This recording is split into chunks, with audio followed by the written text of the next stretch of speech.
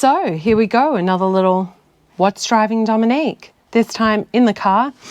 Smells a treat. Firstly, it smells like sweat. Secondly, it smells like petrol. And really that's a great combination. My journey has been at times, I suppose, a bit colourful, a bit chaotic. It has at times been really, really tough. Some real highs and some real lows. It's not always been easy being a female in historic motorsport or even in the restoration world. If I honestly wrote a list of all the instances of harassment, bullying, a general unfairness, received death threats. If I took stock of all of that and prepared this massive Me Too campaign, what I realized would happen was I would become really, really isolated, and I would in turn lose complete connection with something that I love so much. My lesson to myself is you got to be so tough as a person to do this as a hobby. And I know it's only a hobby. I know we're not racing for money. We give it a bloody good crack, but it's extremely tough. It's extremely dangerous, and safety is everything. Historic motorsport, the stakes are really, really high. These cars are they're people's joys, they're people's treasures, people's labours of loves. For me, Big Red's a family member. I've had someone crash into the back of me and they blamed it on brain fade. I mean, really? And in that instance, the clerk of course asked me, when I went to the tower to report it, the question was asked, would you like us to send this person home? It's up to you. And I actually said, no, this person can stay. I had said to Clark, of course, just put him at the back. Make him race at the back. But because I DNF'd, I was at the back as well. So you think that went down well, didn't it? All of a sudden we're gridded up beside each other and I'm just fuming. There's so much more to just going fast. There are rules, there are guidelines, there is racecraft, there's etiquette. There's a lot of waiting around. I guess for me, the time that I've spent away from racing and still keeping my finger on the pulse about what my race car friends are up to, their race reports and so forth, what I'm realizing is that it's just human nature that people are going to bully each other, single each other out, be dickheads, whatever. So this time away from the racetrack has been so beneficial for me and for my own sense of maturity and my emotional awareness too, that at times while there were a lot of injustices against me where people would say it was because I was a girl or, some really gross things, like that all builds up and that's justified, and you do have to ring your own alarm bell and go, you know what, this is a bit too much for me, I'd check out.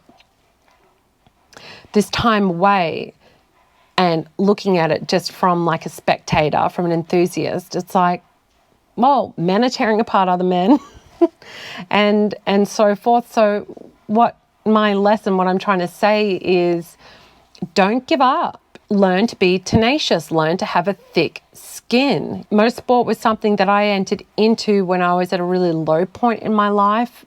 I didn't have much self-esteem. My confidence was really low.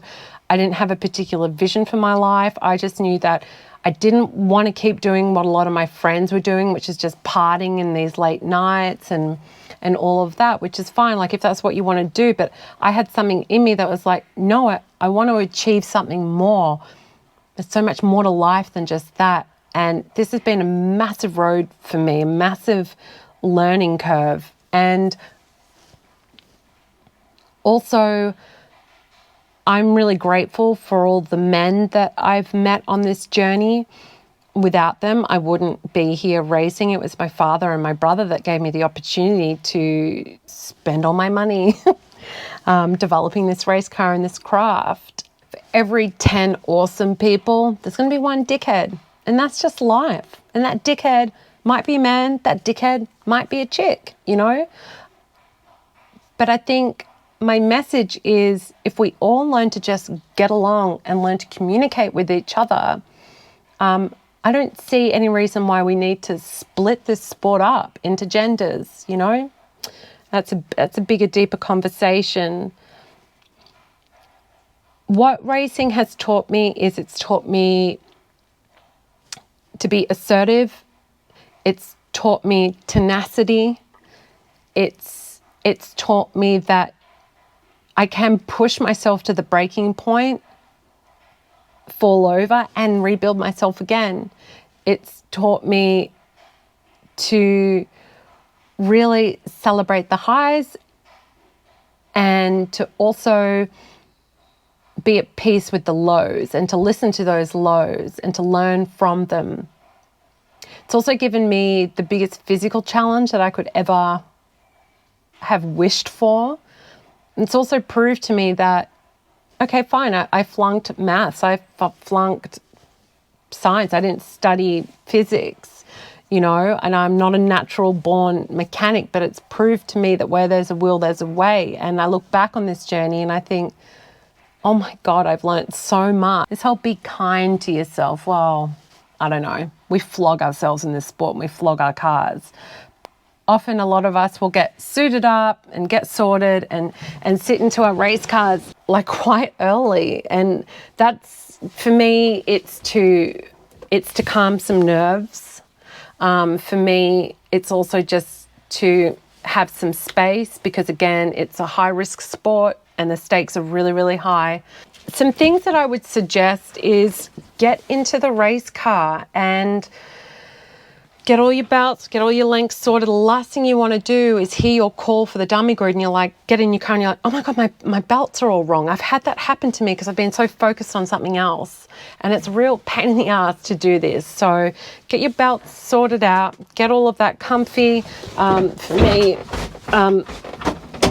I have to sit quite close. I've got short legs. For example, if I'm all suited up, I like to get myself buckled up. I make sure I've done all my nervous wheeze. I probably go to the toilet, I'm not kidding, 5 times before I have to race because I'm just nervous. It's just nervous anxiety. Everyone does it. That's why I like to get a garage that's close to the toilet block so I can run back and forth. That's really important. Make sure that you're really hydrated. Don't smash 1,000,001 coffees before a race. I've done that. I've learnt from that. It's not good for anxiety. So say, for instance, you're in your car, you've done everything that you needed to do. You've gone through your checklist. Everything's all good. You feel sorted. Sit yourself in your car. Make sure your mirrors are all good.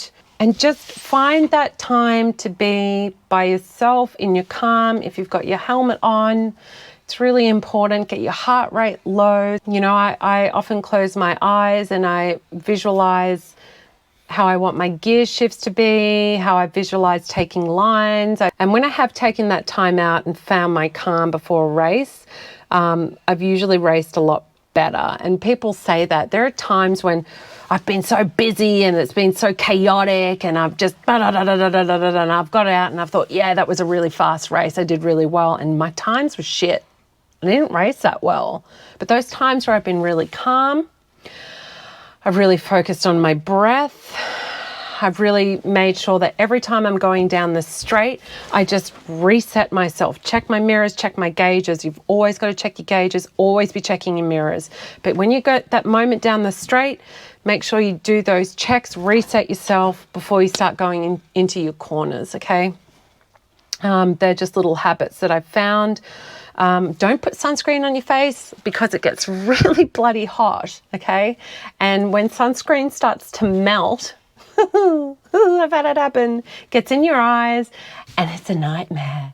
And you're driving at speed and your eyes are burning and you can't do anything about it. I also don't race with sunglasses because I've had lenses pop out. They've fallen inside my helmet. I mean, I just cop it sweet, mate. It's already rough as guts as it is. I like to wear a full face helmet, as I showed you before, because I just like that extra level of protection around my face, and I like to be cocooned. Plus, I don't think the open face helmet looks very flattering with my fat face. But yeah, look, there's all these certain little preferences.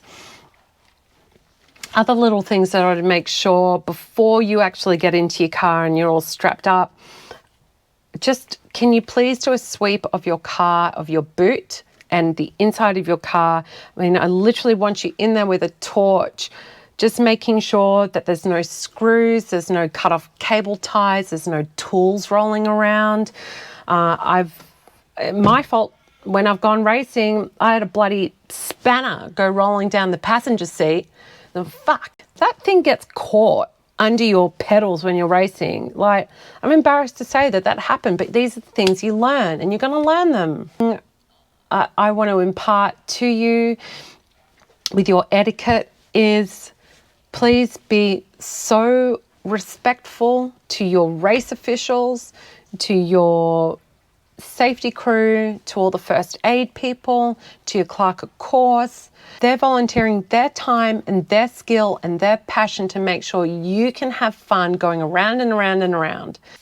Over time, I'm going to give you some more tips and tricks when I actually go out racing again.